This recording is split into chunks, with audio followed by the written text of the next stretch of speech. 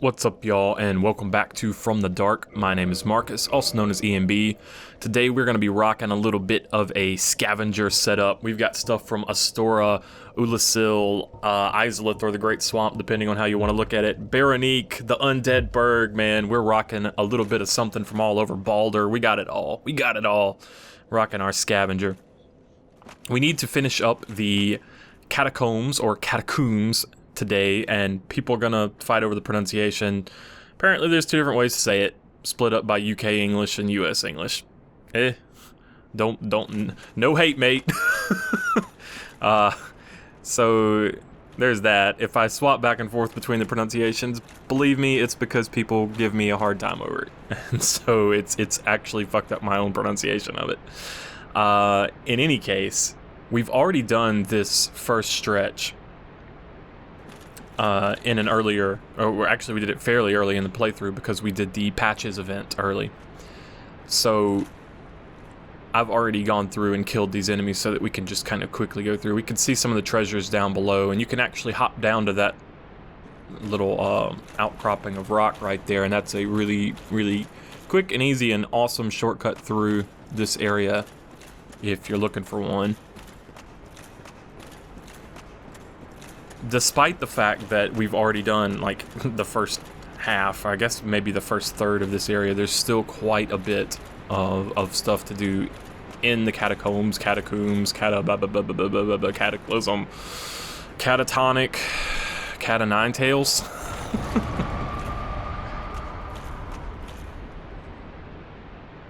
One other thing I do want to point out too is that this location, like everything else in Lordaeron, is kind of high above the elevation of Ash Lake, and this actually is still above the elevation of New Londo, now that I think about it. And we do see water coming down here from this waterfall, pouring into kind of a river Styx, if you will. A river of the dead down below.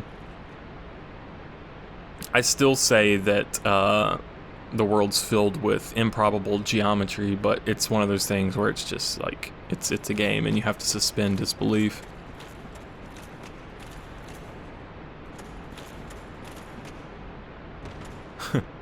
And just fall down here, we can see some more treasure. Treasure!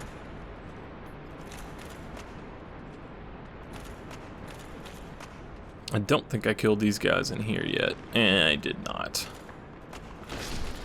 We were rocking the Astora straight sword. If I'm not mistaken, the moveset's actually identical to the longsword moveset, except it is inherently a split damage faith weapon. So it does magical damage dependent on faith and physical damage dependent on strength and skill. We've already popped that open the first time we came through here. I've just kind of given a little run through for people who maybe have missed that episode. We have actually already done all this stuff, so you'll have to go back earlier in the series if you want to see that. But Astora straight sword is actually, you know, it's really not that bad. It's a twinkling Titanite weapon as well, so you don't have to waste large Titanite shards, Titanite chunks, or Titanite slabs on it to max it out if that's what you want to do. And indeed, for this character build, it actually works pretty well as a lightweight alternative to the true Greatsword of Artorias for us. Okay, this is where Patches' bonfire is, and we're going to go in here and rest, and we'll pick up from here. This is kind of our starting point for today's episode. One thing I want to say is that when I played through this, I was thinking, like, when I was in this room behind this waterfall with the hidden bonfire, I was just lamenting my lack of skill as an artist. I wish I could draw, because I would totally do some fan art of Patches sitting in his cozy little hideaway. But like, I always really like the idea of fan art of NPC characters before the player actually meets them, just kind of going about their business. And I can totally see Patches sitting in there in his little hideaway, adoring his little trinkets and talismans that he's pillaged from clerics, like sitting there in the bonfire light behind the waterfall. To me, it's just a really cool little, you know, I can just see the little smirk on his face. But I can't draw, so. This is the most obvious fake wall in the game, and if it wasn't obvious enough, there's actually a developer message here. Treasure! Treasure for everybody. Mostly for me.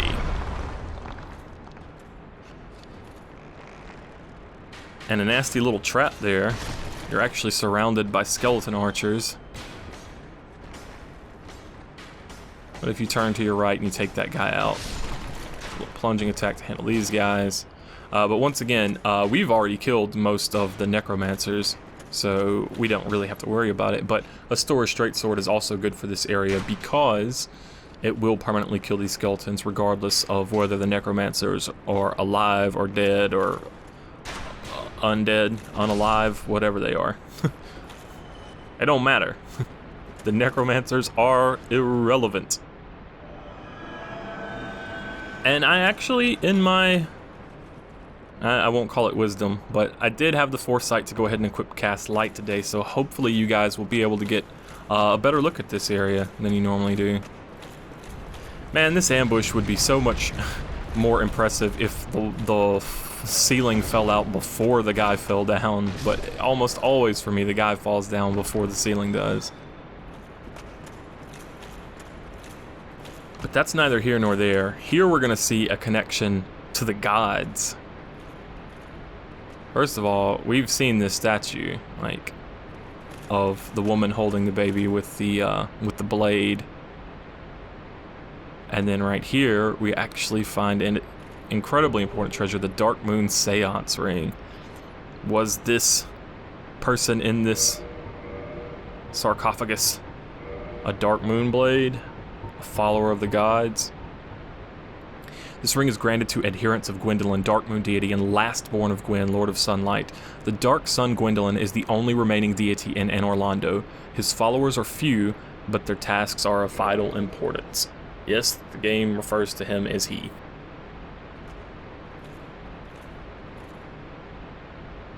Ah, man. This area is kind of fascinating. It's Nito's domain, right? Gravelord Nito's domain.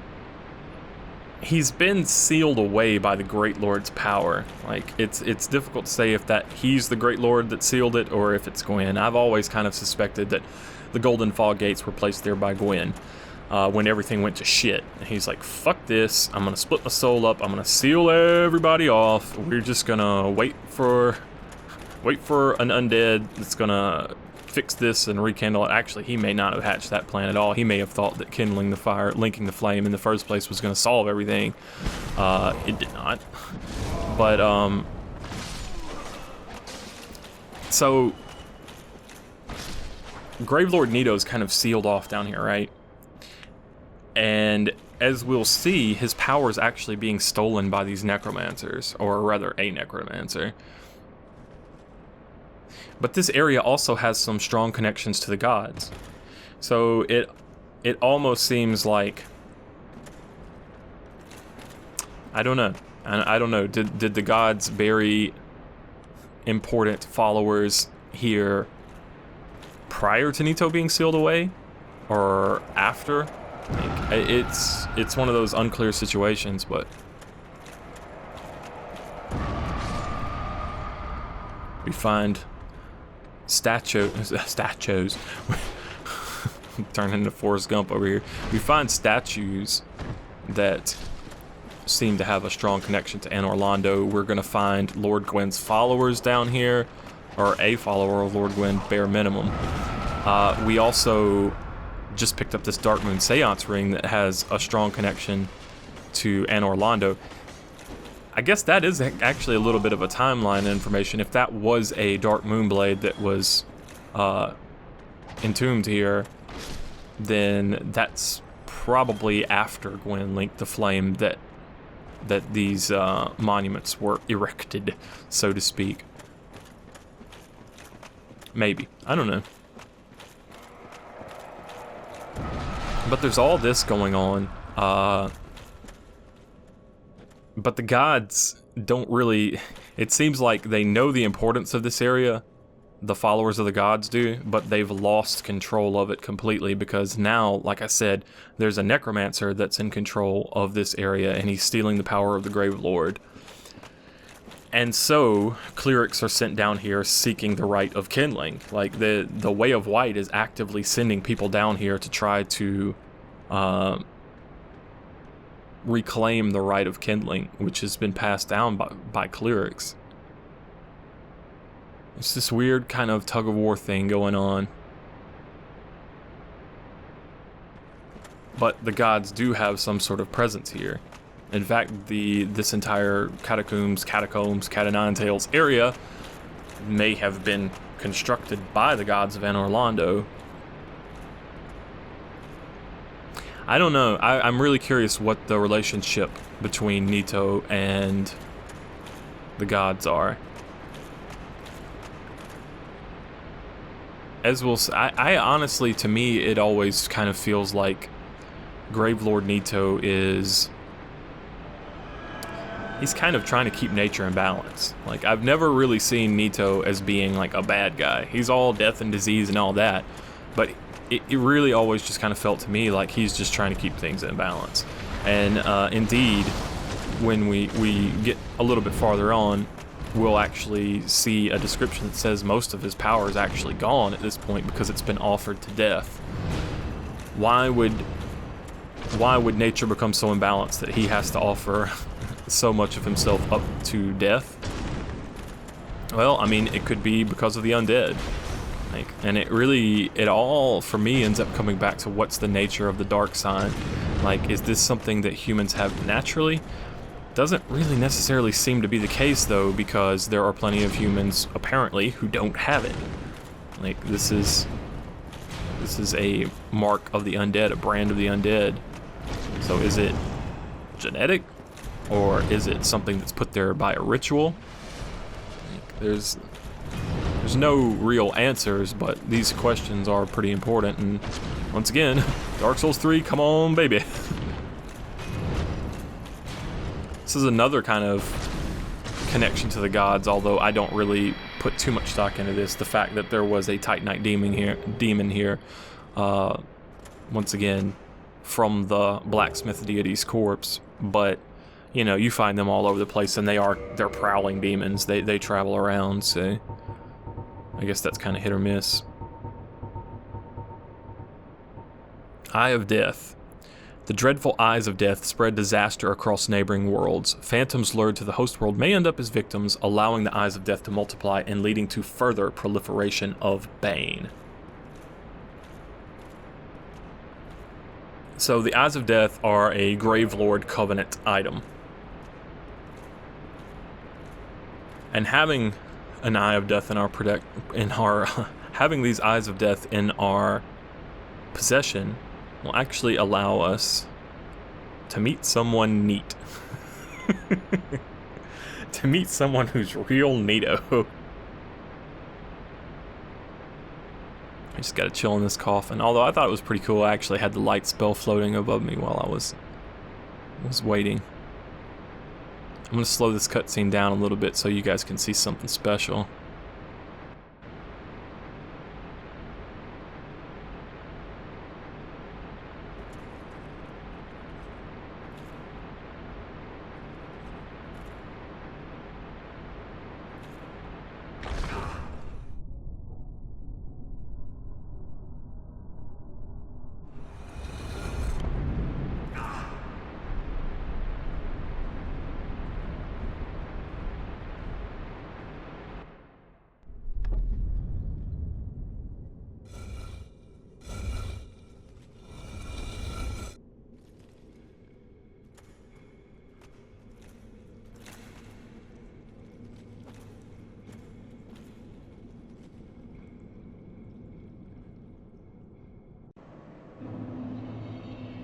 And here we get early access to Gravelord Nito's boss room.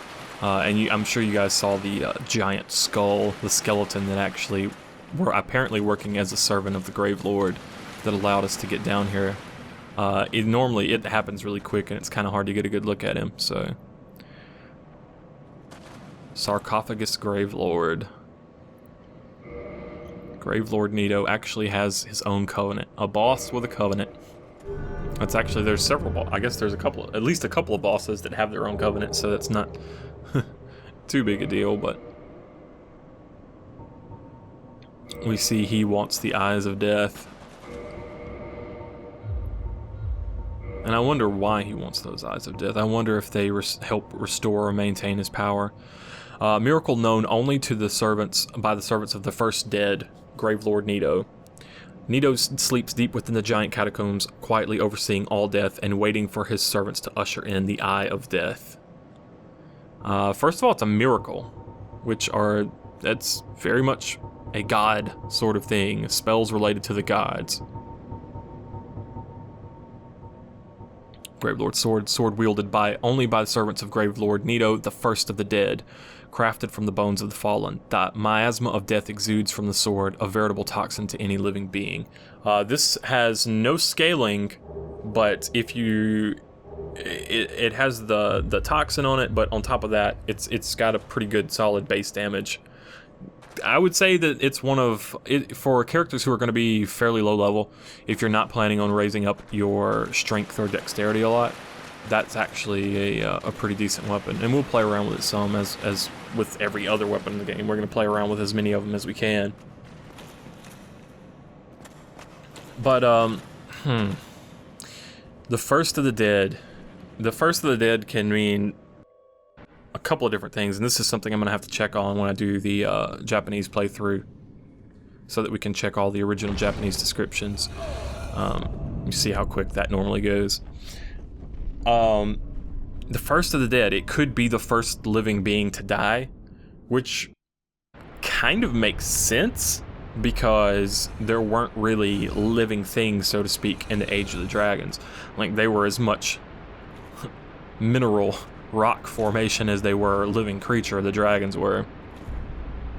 So with fire came disparity, life and death. Then there were actual living things, and as a result there could be dead things.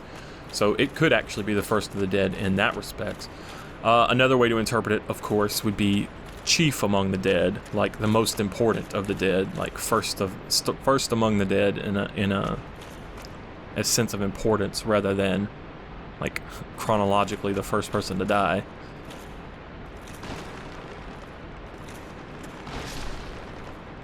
But Gravelord Nito oversees death, and it's just always been fascinating to me that the Gravelord Sword Dance is a miracle. It's not a spell. It's not sorcery of any form or fashion. It's a very divine thing.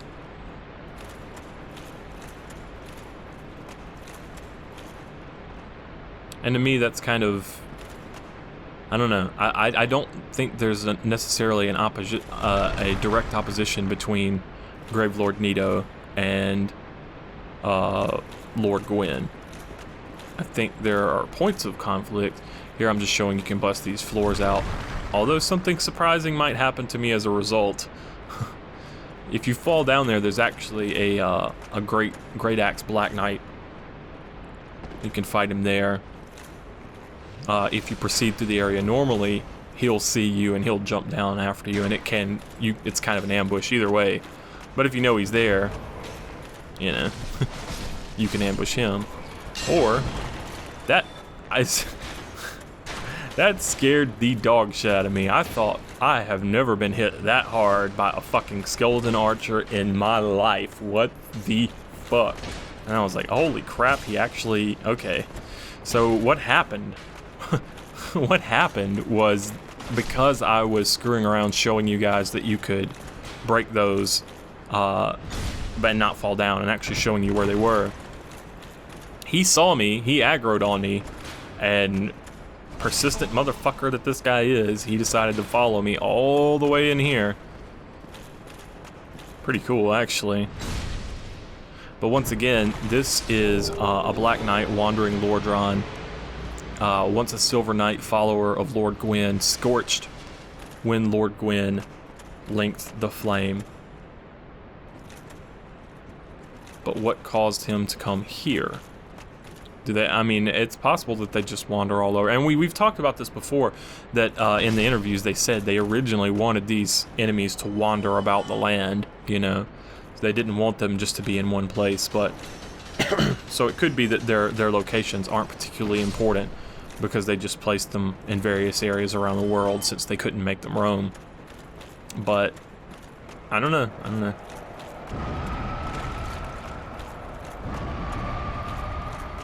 I will show you the area that he dropped down from in just a second.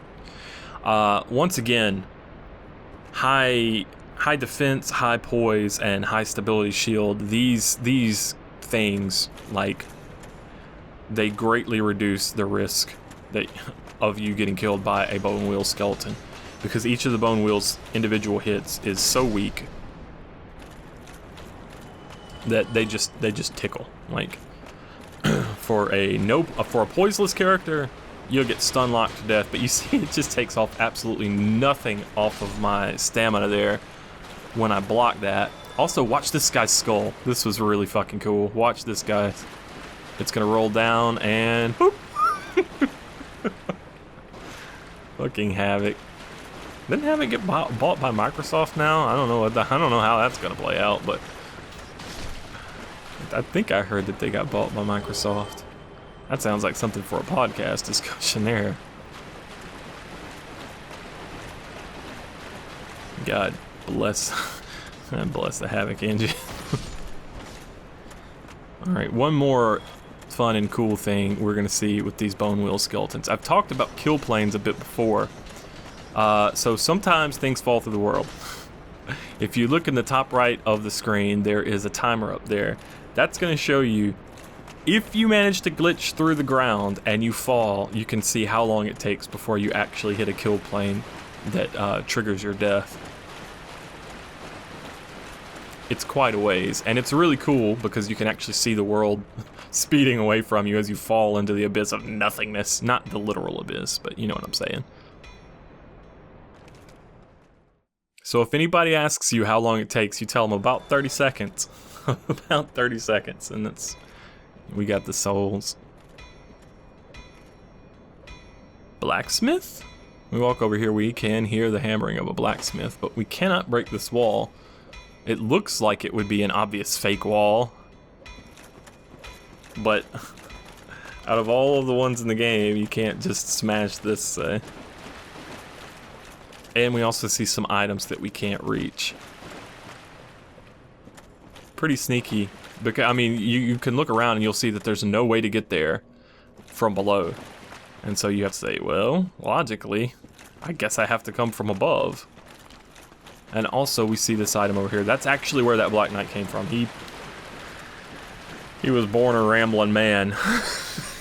He traveled to get a hold of my ass. Oh, that looked like a juicy piece of hollow over there.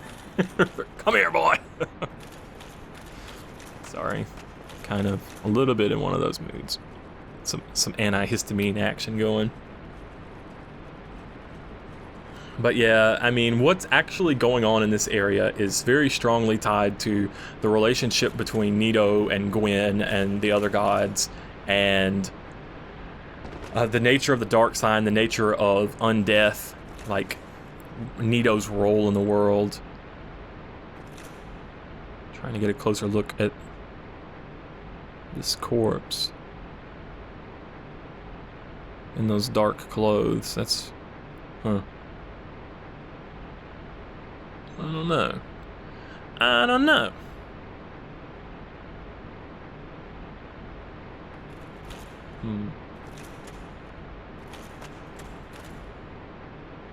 wonder if that was the natural state of the Black Knight, since this is just me going off on a complete speculative tangent here, so don't take this as being anything, but I wonder if that's the natural state of the Black Knights and Silver Knights, is that they were kind of normal-sized humans, but it's being infused with Gwen's power is actually what allowed them to face the Chaos Demons.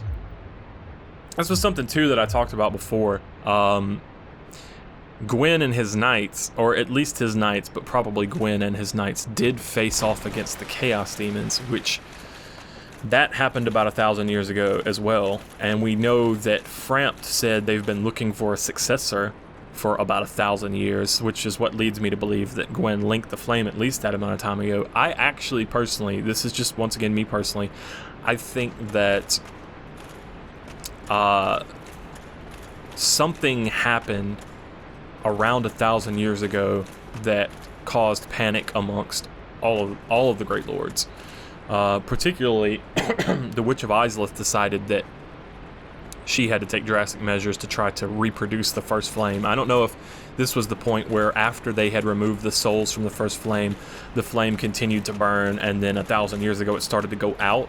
That's kind of what I think. And that was probably, and then this is all speculation, but I think that they removed the souls of lords from the first flame. It still continued to burn for about 1,000 years, then it started to fade. So the Witch of Izalith was like, I'm gonna relight this son of a bitch using my soul. And so she tried to reproduce the first flame, and she created the Flame of Chaos. Gwen's like, oh, this is fucked up, hold up. So him and his knights faced the Chaos Demons in battle, realized things were really going to shit, and that's the point where Gwen's like, alright, we're just gonna seal everything off, we're gonna seal all these motherfuckers off, and I will sacrifice myself to rekindle the flame. Instead of trying to copy it like she did, instead of trying to reproduce the first flame, I'll actually use myself to link it. I'll link my soul back to the flame to keep it burning.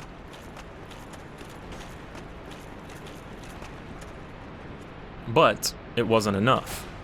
It wasn't enough because he split his soul up amongst his followers before he did so, and the rest of the Lord souls are all spread out as well.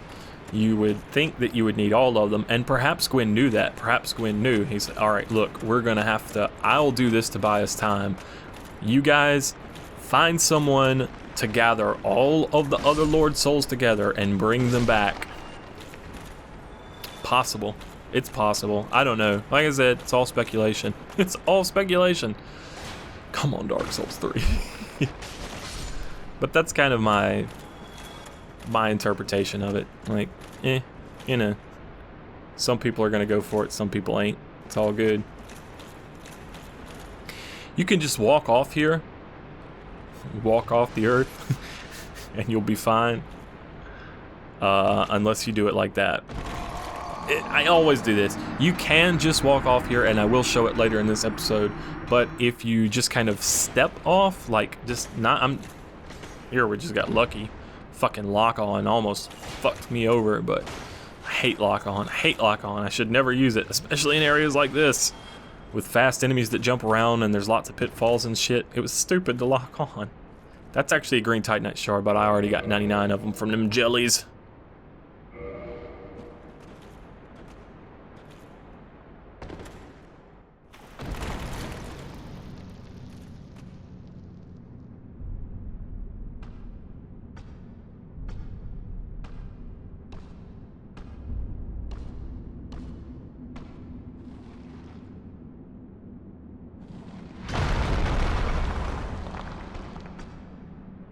Be gone with you.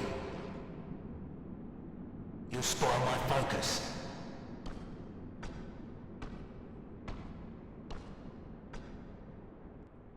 Vamos, the enigmatic smith. Probably, he's definitely the most pain in the ass smith to get to in the game. But he's also the most mysterious. Hate his vocal effect though. God, I hate this effect. What's that then? Need some smithing? Then produce me some wares.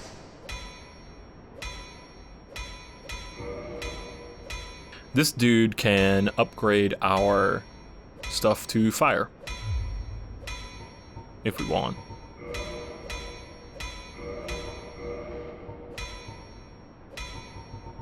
But we don't. Because it's not going to scale for us. I'm here to smith, not to chit-chat. I've told you, I'm here for the trade, not for the talk.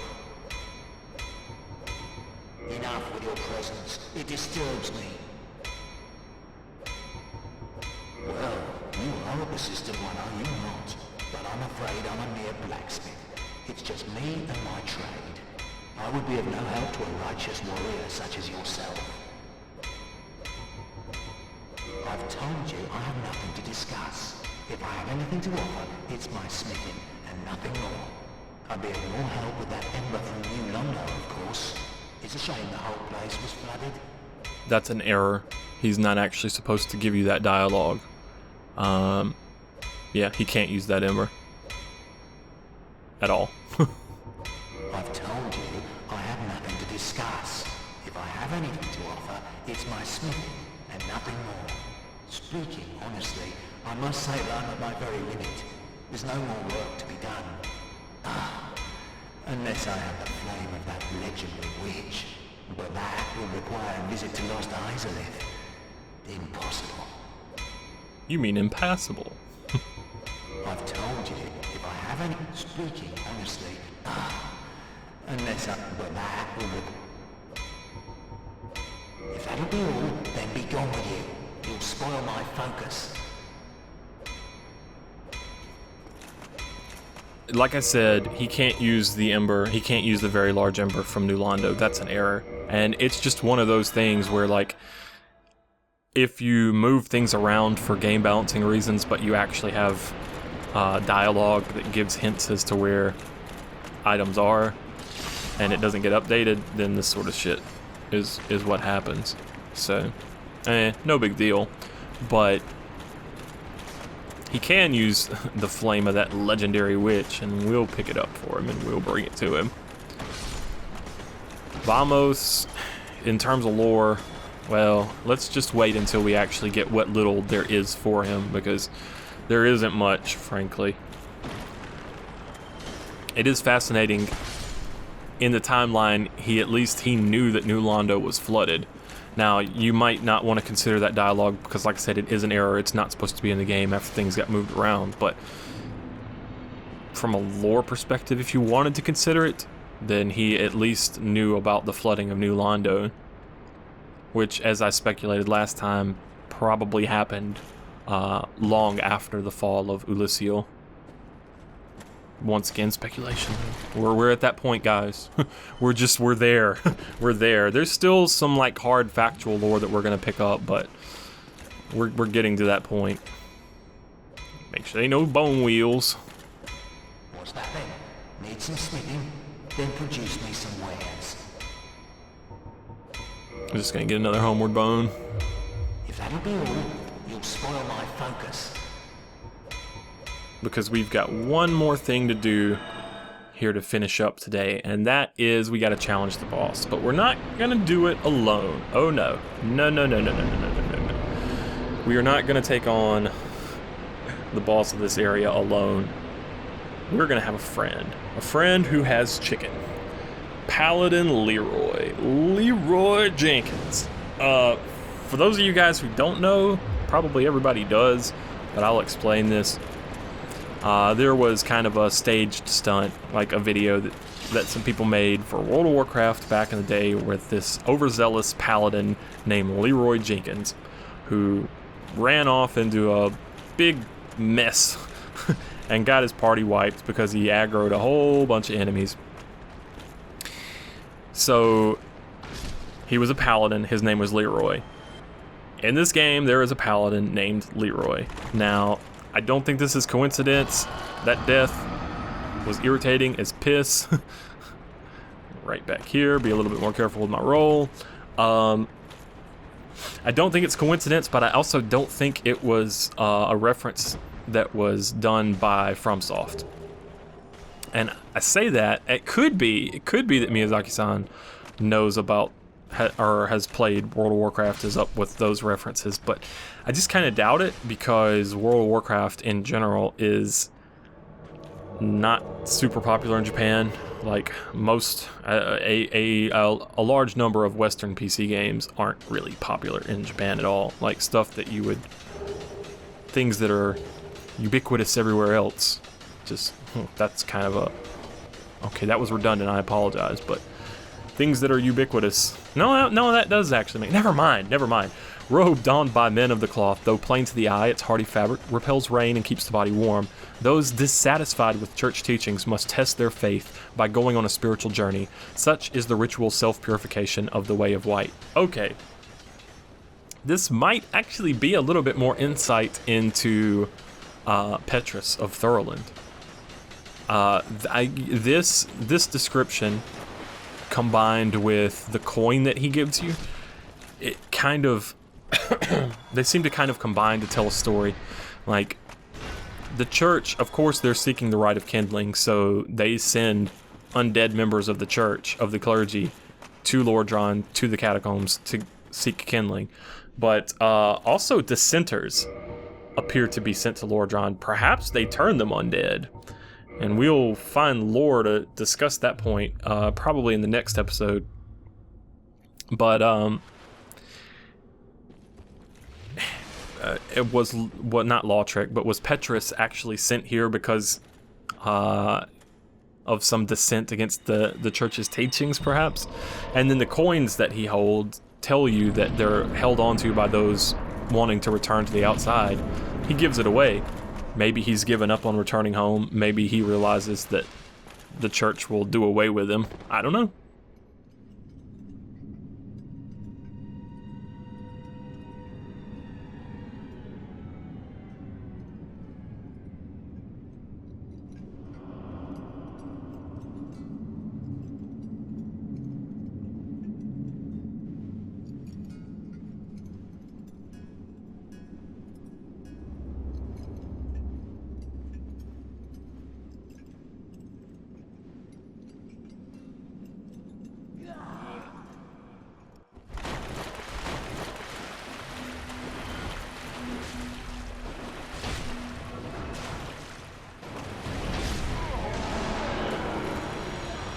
Pinwheel, ladies and gentlemen, and Paladin Leeroy helped. Oh my god. Power Within, True Great Sword of Artorias. This is actually supposed to be a much earlier game, boss. Like, or you have the option to do it early, but... Whew. And Mask of the Father. Okay, so this is a necromancer. Pinwheel is a necromancer. We can see him studying some bones, got books everywhere, got all sorts of implements and what have you, and these people hanging up all over the place. There was a lot of fan speculation as to what is really going on with Pinwheel. Specifically, one of the popular ones is that the father is trying to revive his family, like his wife and child died, and he's desperate to try to bring them back to life, etc., etc., etc. This isn't in the game. This is speculation, like, but this is a popular theory, and it could be. It could be. But the truth of the matter is that it is a joke, boss, and I'll tell you about the joke after we look at this Mask of the Father. One of the three masks of the Pinwheel, the necromancer who stole the power of the Gravelord and reigns over the catacombs. This mask, belonging to the valiant father, slightly raises equipment load, and is a very key piece of equipment for certain builds. So yeah, these three masks are basically what kind of led people to believe that. Now, the more important part of the lore there was the fact that this necromancer is stealing the power of the Gravelord. This secret rite allows bonfires to be bolstered further with kindling. Kindling was a sacred rite passed down among clerics, but all undead can imitate the process in the same manner that they restore their hollowing with humanity. How peculiar that humans had found little use for humanity until they turned undead. This goes back to what I was saying about the nature of the dark sign, the nature of undeath versus humanity. Like, you can be human and not be undead, and not have the dark sign, and therefore have very little use for humanity, fragments of the dark soul, even though you, as a human, perhaps possess a fragment of the dark soul. You don't really have necessarily any use for it, but once people started turning undead, what triggered people to start turning undead? That's really what it comes down to. Is it something that's just the natural state of the world as the first flame fades, that the distinction between life and death starts to disappear, and so And that's entirely, you know, that's entirely possible. If going back to what I was speculating earlier, if the first flame is what causes there to be disparity, causes there to be a difference between being alive and being dead, then it fading would herald a return to the natural state of the world in which there isn't so much distinction. And I guess undead is kind of somewhere a little bit of middle ground there. That was another developer message, by the way, to lead you back, to help you get out of here. If you come here early without a light source and you're like, what the fuck? And even if you manage to clear all of it early and you get to the point where there's a golden fog gate and you're like, what the fuck? Yeah, they kind of help you out. But on the topic of Pinwheel, literally a joke boss in the sense that it's based off of Ninin Baori, which is kind of a comedy, kind of a comedic routine in which two people wear, let's call it a big cloak or a big poncho, and it like one person is feeding the other person, like one person's head sticking out and it's the other person's arms are sticking out, and the person with the arms is trying to put food into the person's face. Like it's just a comedy routine, right? And the Japanese name for Pinwheel is Sannin Baori, so it's three-person poncho, I guess would be a way to look at it. And it does kind of like reinforce the point that it could be family, father, mother, child, and the three masks. Like I think there still can be significance there, but just like anything beyond that is speculation, right? I just want people to know this because I've had people like fucking argue that this is official lore and this is exactly how it is, etc., etc., etc. I'm like, no, that's not quite right. And we're down here. And then I made a mistake. The bonfire's down the ladder. The bonfire is not over here. I forgot. This is one of the reasons why I love post-commentary though.